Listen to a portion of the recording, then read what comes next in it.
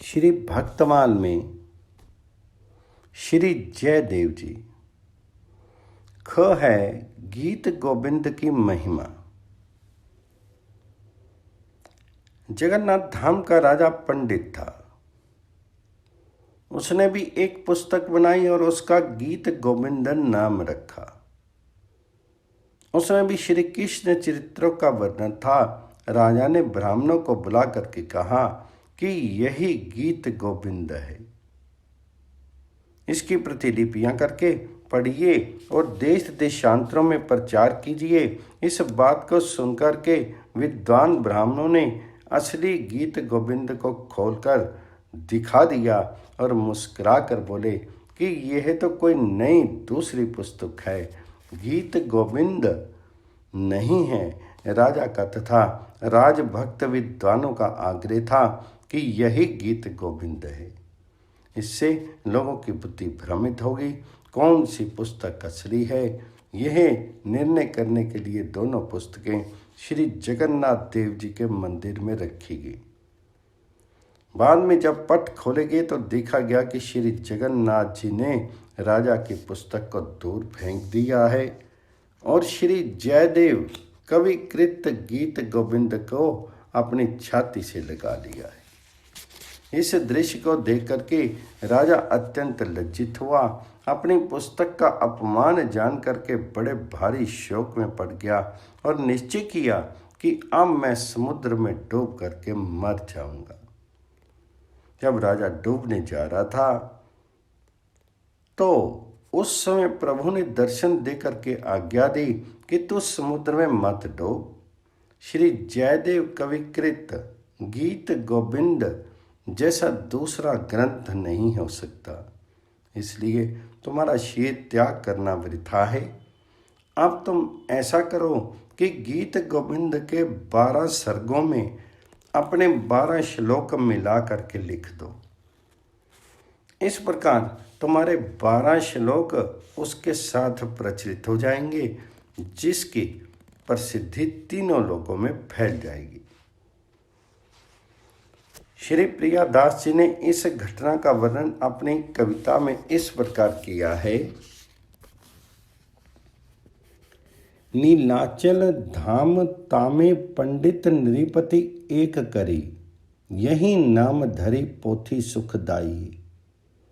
दीजन बुलाई कही यही है प्रसिद्ध करो, लिखी लिखी पढ़ो देश देशनी चलाइए। बोले मुस्काई विप्र छिप्रसो दिखाई दई, नहीं यह को मति अति भरमाइए।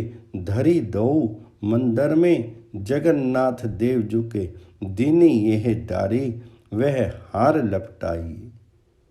परयो सोच भारी नृप निबट खिसानो भयो, गयो उठी सागर में बूढ़ो वही बात है। अति अपमान कियो में बखान सोई, गोई बात कैसे आँच लागी गात गात है। आज्ञा प्रभु दई मत, बूढ़े तो समुद्र माझ। दूसरों ना ग्रंथ ऐसे वृथा तनुपात है। 12 श्लोक लखी दीजिए सर्ग 12 में, ताही संग चले जाकी ख्याति पात पात है।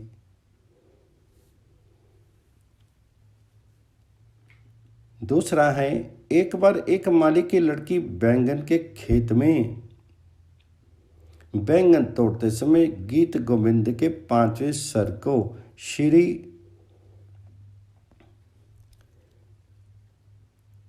धीरस मेरे जमुना तीरे बस्ती बने बनमाली, इस अष्टपदी को गा रही थी।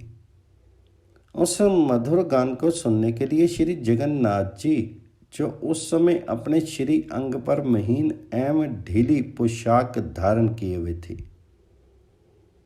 उसके पीछे पीछे डोलने लगे।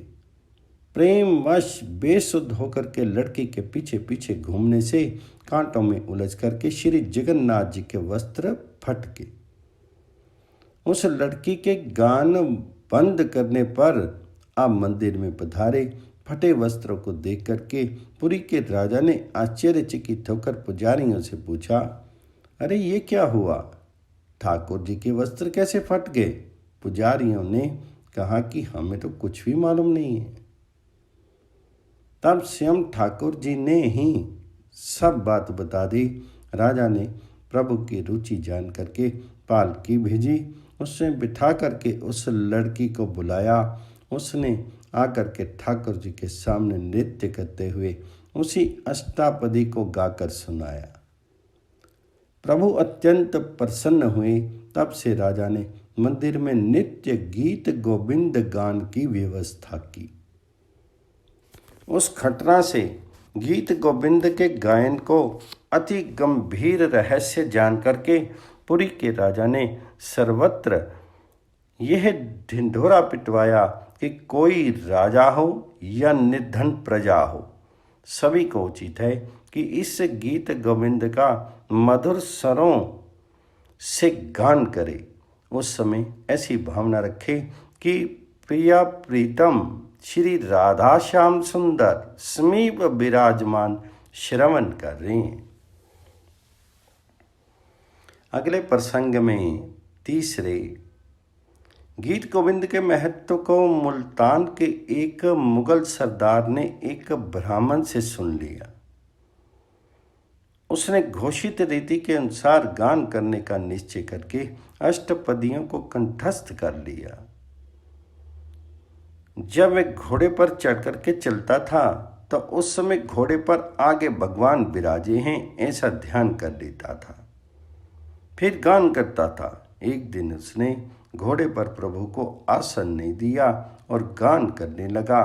फिर क्या देखा कि मार्ग में घोड़े के आगे आगे मेरी ओर मुख किए हुए श्याम सुंदर पीछे को चलते हैं और गान सुनते हैं। घोड़े से उतर करके उसने प्रभु के चरण स्पर्श किए तथा नौकरी छोड़ करके विरक्त वेश धारण कर लिया। गीत गोविंद का अनंत प्रताप है। स्वर्ग की दिव्यांगनाएं भी इसका गान करती हैं। इसकी महिमा का वर्णन कौन कर सकता है, जिस पर स्वयं रीझ करके भगवान जी ने उसमें अपने हाथ से पद लिखा है। श्री प्रियादास जी इस घटना का वर्णन इस प्रकार करते हैं। सोता एक माली की जो बैंगन की बारी माझ, तोरे बन माली गावे कथा सर्ग पचकी, डोले जगन्नाथ पाछे काछे अंग मही झंगा, आछे कहीं घूमे सुधी आवे विरहांच की। फट्यो पट देखी नृप पूछी अहो भयो कहा, जानत ना हम अब कहो बात साँच की। प्रभु ही जनाई मन भाई मेरे वही गाथा ले आए, वही बालकी को पालकी में नाच की।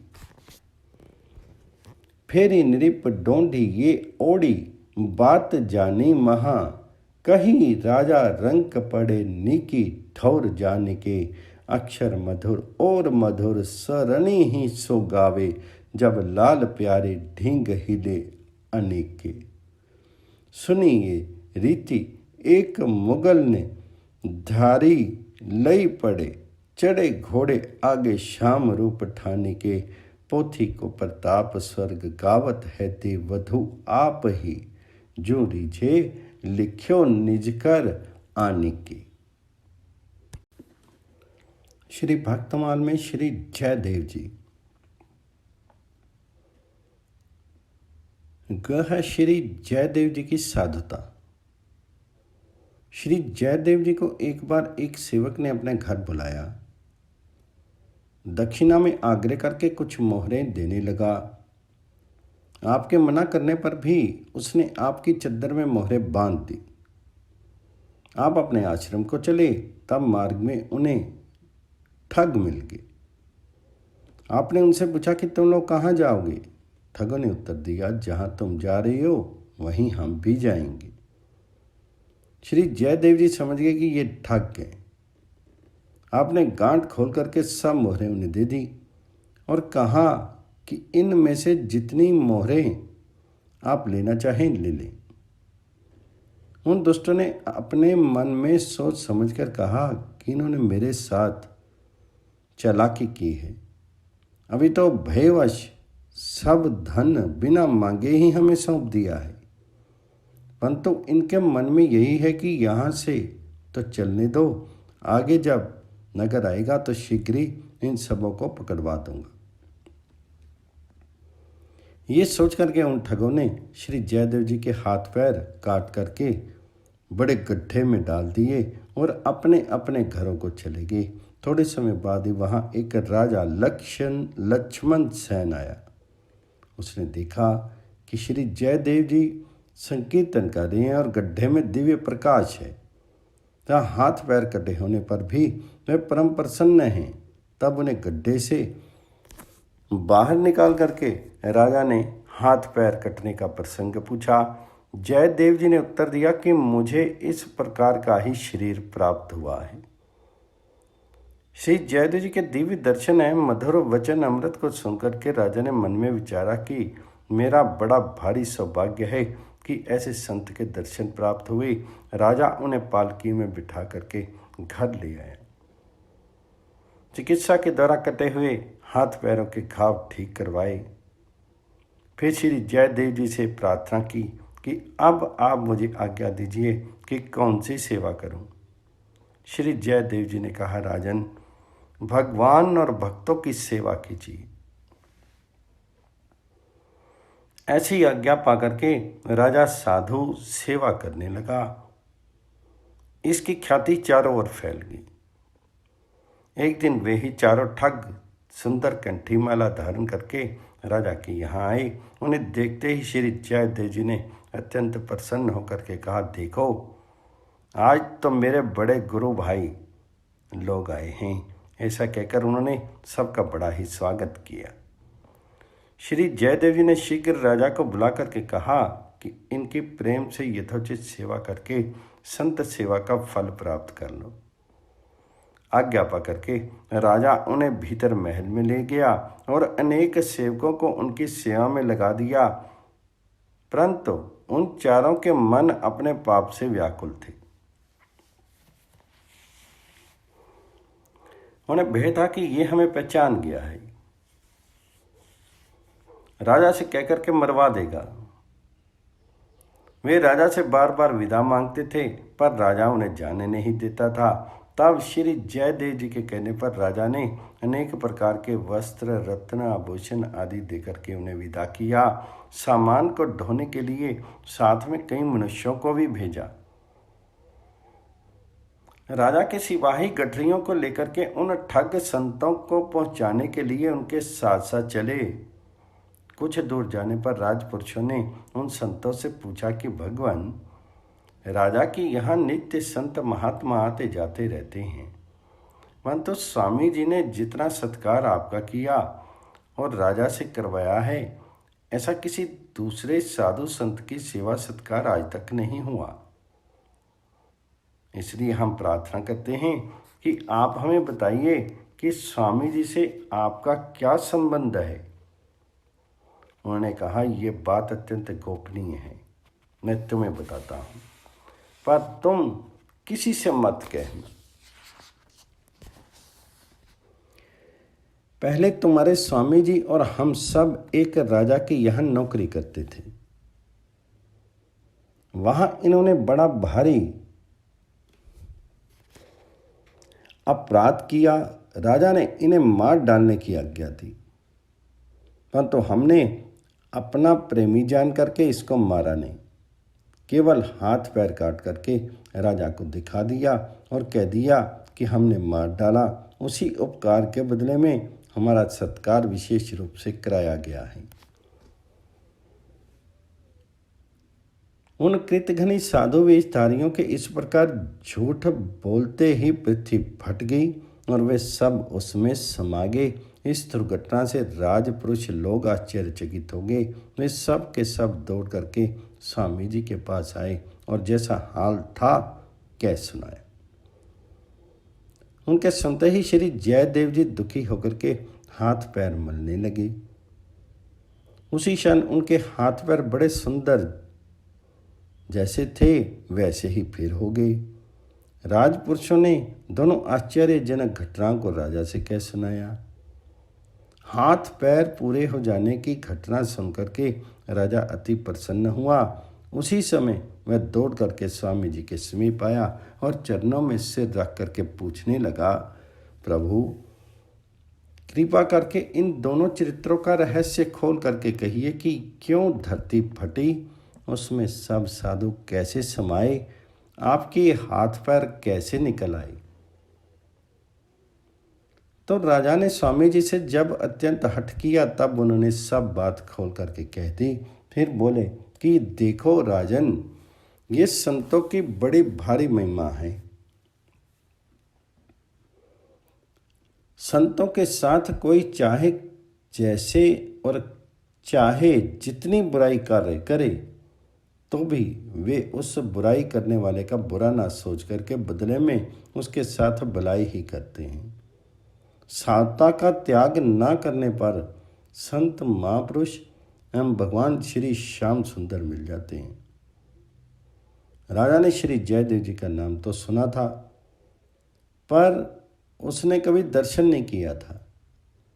आज जब उसने जयदेव जी के नाम गांव को जाना तो प्रसन्न होकर के कहने लगा कि आप कृपा करके यहाँ विराजिए। आपके यहाँ विराजने से मेरे पूरे देश में प्रेम भक्ति फैल गई है।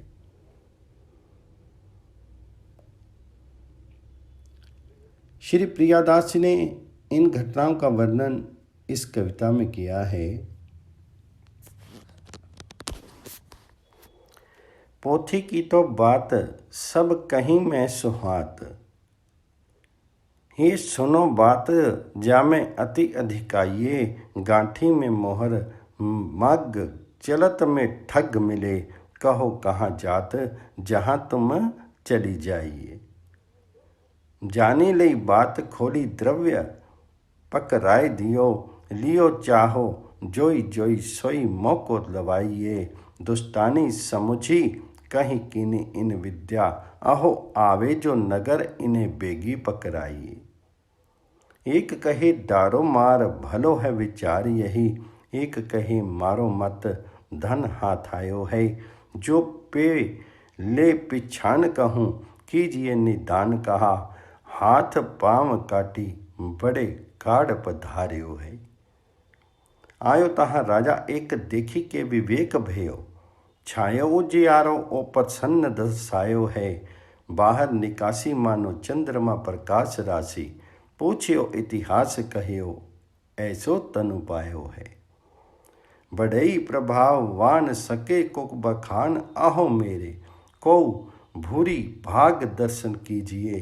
पाल की बिठाए लिए किए सब ठूठनी के, जी के भय भाई भय कछु आज्ञा मोह दीजिए। करो हरि साधु सेवा नाना पकवान मेवा, आवे जोई संत तिन्ने देखी देखी भीजिए। आए वे ठग मारा तिलक चिलक किए, किलकी के कहीं पड़े बंधु लखी लीजिए। निपति बुलाए कही हिये हरि भाई, भरी धरे तेरे भाग अब सेवा फल लीजिए। ग्यो ले महल माझ टहल लगाए लोग, लागे होन भोग जिय शंका तन छीजिए। मांगे बार बार विदा राजा नहीं जान देत, अति अकुलाए कहीं स्वामी धन दीजिए। देके बहु भांति सो पठाए संग मानुष हूँ, आओ पहुँचाए तब तुम पर रीछिए। पूछे नृप नर को तुमरी न सरवर, जिते आए साधु ऐसी सेवा नहीं भई है। स्वामी जो सो नाती कहा, कहो हम खाई हाँ, हाँ राखियो दोराई ये बात अति नहीं है। होते एक ठोर नृप चाकरी में तहाँ इन, कियो बिगार मारे डारो आज्ञा दई है। राखे हम हितु जानी लेनी दान हाथ पाँव, वाही के ईशान अब हम भरी लई है। फाटी गई भूमि सब ठग वे समाएगे, भई ये चकित दौरी स्वामी जू पे आए हैं।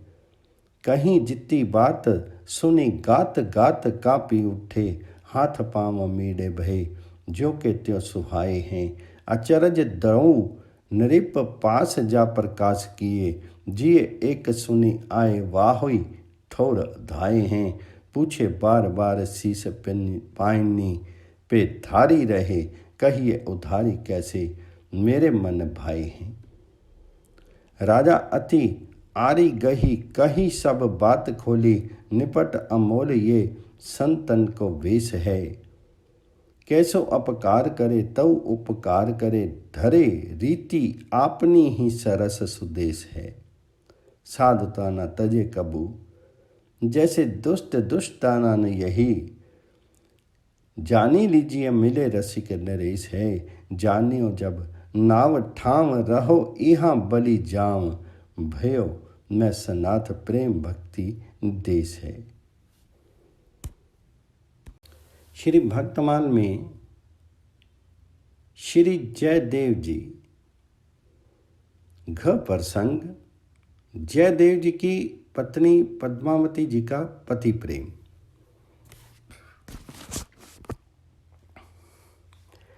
श्री जयदेव जी की आज्ञा से राजा किंदु बिल्व आश्रम से उनकी पत्नी श्री पद्मावती जी को लिवा लाए। श्री पद्मावती जी रानी के निकट निवास में रहने लगी। एक दिन जब रानी पद्मावती के निकट बैठी थी, उसी समय किसी ने आकर के रानी को सूचित किया कि तुम्हारा भाई शरीर छोड़ करके देवलोकवासी हुआ और तुम्हारी भावजों में से एक सती होगी। ये सुनकर के रानी को अत्यंत आश्चर्य हुआ कि हमारी भाभी कितनी बड़ी सती साध्वी थी। श्री पद्मावती जी को इससे कुछ भी आश्चर्य नहीं हुआ। उन्होंने रानी को समझाया कि पति के स्वर्गवासी होने पर उनके मृत शरीर के साथ जल जाना उत्तम पातिव्रत सूचक है, परंतु अनन्य प्रीति की यह रीति है कि प्रीतम के प्राण छूट जाएं तो अपने प्राण भी उसी समय शरीर को छोड़ करके साथ चले जाएं। पद्मावती जी ने रानी की भाभी की प्रशंसा नहीं की। इससे रानी ने व्यंग करते हुए कहा कि आपने जैसी पतिव्रता बताई ऐसी तो केवल आप ही हो। समय पा करके सब बात रानी ने राजा से कह करके फिर यूँ कहा, आप स्वामी जी श्री जयदेव जी को थोड़ी देर के लिए बाग में ले जाओ, तब मैं ये देखूंगी कि इनकी पति में कैसी प्रीति है। राजा ने रानी का विचार सुनकर के कहा कि ये उचित नहीं है। जब रानी ने बड़ा हठ किया तब राजा ने उसकी बात मान करके वैसा ही किया। राजा के साथ जयदेव जी के बाग में चले जाने पर रानी को सिखाई हुई एक दासी ने आकर के पद्मावती जी को सुनाया कि आपके स्वामी जी भगवान जी के धाम को चलेगी। ये सुनते ही रानी और सिंह बैठी हुई स्त्रियां दुख प्रकट करने के ढोंग को रच करके धरती पर लौटने और रोने लगी। ध्यान द्वारा जान करके थोड़ी देर बाद भक्त वधू श्री पद्मावती जी बोली, अजी रानी जी, मेरे स्वामी जी तो बहुत अच्छी तरह से हैं, तुम अचानक ही इस प्रकार क्यों धोखे में आकर डर रही हो। रानी की माया का श्री पद्मावती पर कुछ भी प्रभाव नहीं हुआ, भेद खुल गया। इससे रानी को बड़ी लज्जा आई। जब कुछ दिन बीत गए फिर दूसरी रानी ने उसी प्रकार की तैयारी करके माया जाल रचा। श्री पद्मावती जी अपने मन में समझ गई कि रानी परीक्षा लेना चाहती है तो परीक्षा दे ही देनी चाहिए। इस बार जैसे ही किसी दासी ने आकर के कहा, अजी स्वामी जी तो प्रभु को प्राप्त होंगे, वैसे ही झट पति प्रेम से परिपूर्ण होकर के श्री पद्मावती जी ने अपना शीर छोड़ दिया। इनके मृतक शीर को देख करके रानी का मुख कांतिहीन सफ़ेद हो गया। राजा आए और उन्होंने जब ये सब जाना तो कहने लगे कि इस स्त्री के चक्कर में आकर के मेरी बुद्धि भी भ्रष्ट हो गई। अब इस पाप का यही प्रायश्चित है कि मैं भी जल मरूं। श्री जयदेव जी को जब ये समाचार मिला तो वे दौड़ करके वहां पर आए और मरी हुई पद्मावती को तथा मरने के लिए तैयार राजा को देखा। राजा ने कहा कि इनको मृत्यु मैंने दी है। जयदेव जी ने कहा, तो अब तुम्हारे जलने से ये जीवित नहीं हो सकती हैं, अतः तुम मत जलो। राजा ने कहा, महाराज अब तो मुझे जल ही जाना चाहिए, क्योंकि मैंने आपके सभी उपदेशों को धूल में मिला दिया। श्री जयदेव जी ने राजा को अनेक प्रकार से समझाया, परंतु उसके मन को कुछ भी शांति नहीं मिली। तब आपने गीत गोविंद की एक अष्टपदी का गान आरंभ किया। संगीत विधि से आलाप करते ही पद्मावती जी जीवित हो गई। इतने पर भी राजा लज्जा के मारे मरा जा रहा था और आत्महत्या कर लेना चाहता था। वह बार बार मन में सोचता था कि ऐसे महापुरुष का संग पाकर भी मैंने मन में भक्ति का लेश मात्र भी नहीं आया। श्री जयदेव जी ने समझा बुझाकर राजा को शांत किया और किंदो बिल ग्राम को चले गए। श्री प्रियादास जी ने इस घटना का अपने कविताओं में इस प्रकार वर्णन किया है। गे जान लिवाए ले आए कवि राज राज तिया, किया ले मिलाप आप रानी डिंग आई है। मरियो एक भाई वाकी भइयो भुजाई, सती कौ अंग कांटी कौ कूदी परिधाई है। सुनत ही नृप बधु निपट अचंबो भयो, इनके न भयो फिरी कहीं समुझाई है। प्रीति को न रीति ये बड़ी विपरीत आहो, छूटे तन जबे प्रिया प्राण छूटी जाई है। ऐसी एक आप कही राजा सोयो बात कही, लेके जाओ बाग स्वामी नेको देखो प्रीति को। निपट बिचारी बुरी देत मेरे करे छुरी, तिया हठ मानी करी वैसे ही प्रतीति को। आनी कहे आपू पाए कहीं यहीं भांति आए, बैठी डिग तिया देखी लौटी गई रीति को। बोली भक्त वधु आज वे तो हैं बहुत नीके, तुम कहाँ औचक ही पावती हो भीति को। भई लाज भारी पुनि फेरी के संवारी दिन बीती गे, कौस जब तब वही किनी है जानी गे। भक्त वधु चाहती परीक्षा लियो, कहीं अजु पाए सुनी तजी देह भीनी है। भयो मुख श्वेत रानी राजा आए जानिए, रची चिता जरो मती भई मेरी हिनी है। भई सुधी आपको सु आए बेगी दौरी इहाँ, देखी मृत्यु प्राया निपो कहो मेरी दीनी है। बोलियो नृप अजू मोही जेरी बनत अब सब उपदेश लेके धूरी में मिलाई है। कहियो बहु भांति एपे आवती न शांति, केहू गाई अष्टपति सुर दियो तन ज्यायो है। लाजनी को मारियो राजा चहे अपघात कियो, जियो नहीं जाति भक्ति ले सौ न आयो है। करी समाधान निज ग्राम आए, किंदु विल्लू जैसे कछु सुनियो यह पर्चे ले गायो है। श्री भक्तमाल में श्री जयदेव जी की गंगा जी के प्रति निष्ठा। श्री जयदेव जी जहाँ आश्रम था वहाँ से गंगा जी की धारा 18 कोस दूर थी, परंतु आप योग बल से नित्य गंगा स्नान करते थे। जब आपका शरीर अत्यंत वृद्ध हो गया तब भी आप अपने गंगा स्नान के नित्य नियम को कभी नहीं छोड़ते थे।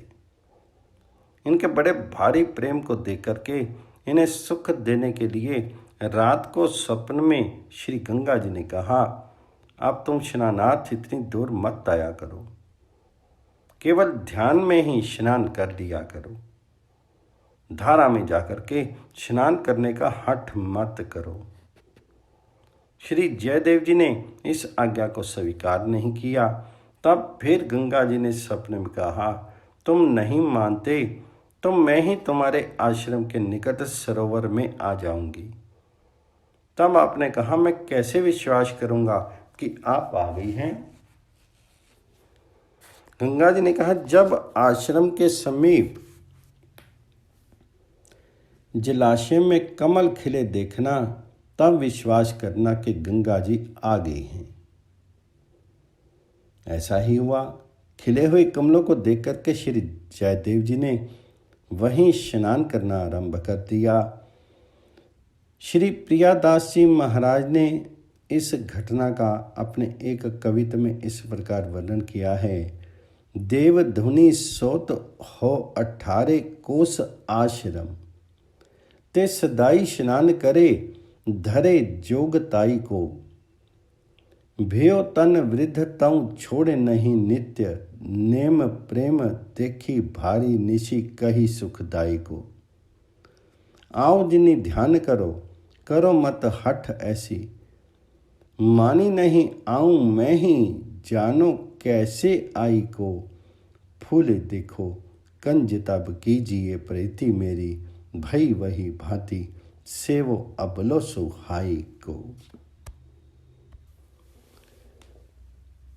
प्रसंग 6 में जयदेव दंपति पर कृष्ण कृपा। एक दिन श्री जयदेव जी गीत गोविंद का एक गीत लिख रहे थे, परंतु वह पूरे ही नहीं हो पाती थी। पद्मावती ने कहा, देव स्नान का समय हो गया, अब लिखना बंद करके आप स्नान कर आएं तो ठीक हो। जयदेव जी ने कहा, पद्मा जाता हूँ, क्या करूँ, मैंने एक गीत लिखा है परंतु उसका शेष चरण ठीक नहीं बैठता। तुम भी सुनो। स्थल कमल गंजनम मम हृदय रंजनम, जनित रति रंग पर भागम, भन मृषान वाणी करवाणी, चरण द्वयम सरस लस दल कारगम, समर गर खंडनम, मम शीर्षि मंडनम। इसके बाद क्या लिखूं, कुछ निश्चय नहीं कर पाता। पद्मावती ने कहा, इसमें घबराने की कौन सी बात है, गंगा स्नान से लौट करके शेष चरण लिख लीजिएगा। अच्छा यही सही, ग्रंथ को और कलम दवात को उठा करके रख दो, मैं स्नान करके आता हूँ। जयदेव जी इतना कह करके स्नान करने चले गए। कुछ ही मिनटों बाद जयदेव जी का वेश धारण करके स्वयं भगवान श्री कृष्ण पधारे और बोले, पद्मा जरा गीत गोविंद देना। पद्मावती ने विस्मित होकर के पूछा, आप स्नान करने गए थे, बीच से ही कैसे लौट आए। महामायावी श्री कृष्ण ने कहा, रास्ते में ही अंतिम चरण याद आ गया, इसी से लौट आया। पद्मावती ने ग्रंथ और कलम दावात ला दिए। जयदेव वेशधारी भगवान ने देही पद पल्लम उदारम लिख करके पाद पूर्ति कर दी। तदंतर पद्मावती से जल मांगाकर स्नान किया और पूजन आदि से निवृत्त होकर के भगवान जी के निवेदन किया हुआ पद्मावती के हाथ से बना भोजन पा करके पलंग पर लेट गई। पद्मावती पत्तल में बचा हुआ प्रसाद पाने लगी। इतने में ही स्नान करके जयदेव जी लौट आए। पति को इस प्रकार आते देख करके पद्मावती सहम गई और जयदेव भी पत्नी को भोजन करते देख करके विस्मित हो गए। जयदेव जी ने कहा, ये क्या पद्मा, आज तुम श्री माधव को भोग लगा करके मुझको भोजन कराए बिना ही कैसे जीम रही हो। तुम्हारा ऐसा आचरण तो मैंने कभी नहीं देखा। तो पद्मावती ने कहा, आप ये क्या कह रहे हैं? आप गीत का शेष चरण लिखने के लिए रास्ते से ही लौट आए थे। पाद की पूर्ति करने के बाद आप अभी अभी तो स्नान पूजन भोजन करके लेते थे। इतनी देर में मैं आपको नहाए हुए से आते कैसे देख रही हूँ? जयदेव जी ने जाकर के देखा, पलंग पर कोई नहीं लेट रहा है। वे समझ गए कि आज अवश्य ये भक्त वत्सल की कृपा हुई है।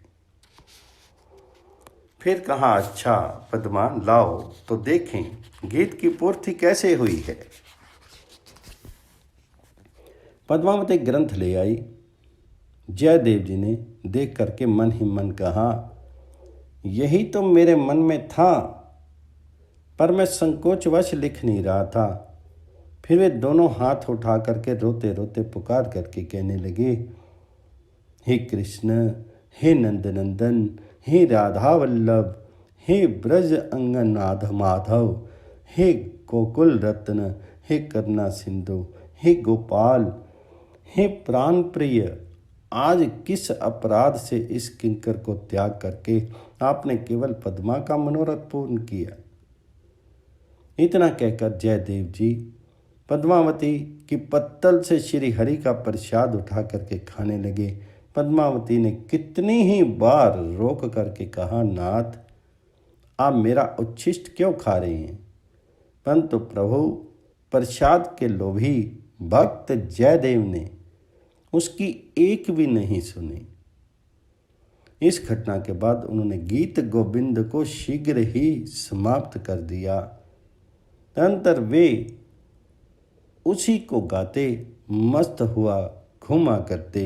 वे गाते गाते जहाँ कहीं जाते वहीं भक्त का कोमल कांत गीत सुनने के लिए श्री नंदनंदन छिपे हुए उनके पीछे पीछे रहते। धन्य प्रभु। अंतकाल में श्री जयदेव जी अपनी पति प्रायणा पत्नी पद्मावती और भक्त प्राशर निरंजन आदि को साथ लेकर के वृंदावन चले गए और वहाँ भगवान श्री कृष्ण की मधुर लीला देख देख कर आनंद लूटते रहे। कहते हैं कि वृंदावन में ही दंपति दे त्याग करके नित्य निकेतन गोलोक पधार के। किसी किसी का कहना है कि जयदेव ने अपने ग्राम में शीर छोड़ा था और उनके घर के पास ही उनका समाधि मंदिर बनाया गया। उनके स्मरणार्थ प्रतिवर्ष माघ की संक्रांति पर केंदु बिल्व गांव में अब भी मेला लगता है, जिसमें प्रायः 1 लाख से अधिक नर नारी एकत्र होते हैं।